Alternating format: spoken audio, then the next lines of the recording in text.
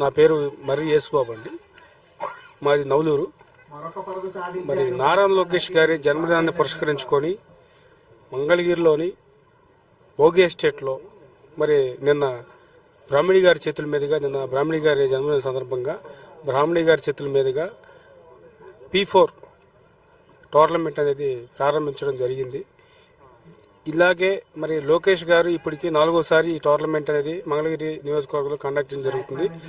దీని యొక్క ప్రధాన ఉద్దేశం ఏంటయ్యా అంటే మంగళ నియోజకవర్గంలో యువత చెడుదావు పట్టకుండా అలాగే ఫిట్నెస్ కోసం అలా ప్రతి ఒక్కరు ఇది కేవలం క్రికెటే కాదు, కబడ్డీ కానివ్వండి, వాలీబాల్ లాంటి యువతను ప్రోత్సహించే విధంగా వారి యొక్క టాలెంట్ని వెలికి తీసే విధంగా మరి లోకేష్ గారు ఎంతో గొప్పగా ఈ ఆలోచన తీసుకోవడం జరిగింది. మరి ఆయన మంగళగిరి అనేది మరి నియోజకవర్గం రాష్ట్రంలోనే ఈరోజు అభివృద్ధిలో పరుగులు తీస్తున్న నియోజకవర్గం ఏదంటే అది మంగళగిరి అని చెప్పుకోవచ్చు. మరి దేశం కూడా ఈరోజు మంగళగిరి వైపు చూస్తుంది, అభివృద్ధి చూస్తుంటే.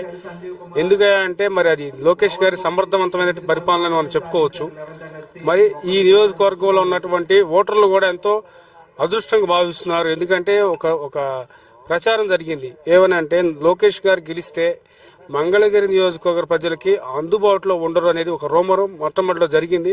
దాని గురించి చాలా మంది అనుకున్నారు ఏంటి ఈయన పెద్ద నాయకుడు మరి మనకు అందుబాటులో ఉంటారా లేరా అని. అది వాస్తవంగా మరి ఇప్పుడు చూస్తుంటే అసలు లోకేష్ గారు ప్రజా దర్బారు పెట్టి మరి రాష్ట్రంలోనే ఒక స్ఫూర్తిదాయకమయ్యారు. అందరు నాయకులకు కూడా, ఎమ్మెల్యేలకు కూడా ప్రతి ఒక్కరి సమస్యలో సొంతగా ఆయన ఎంతో శ్రమించి సమయాన్ని కేటాయించి కూడా సమస్యలు తెచ్చుకుని ప్రజా దర్బార్లో వాళ్ళ సమస్యని పరిష్కరిస్తున్నారు.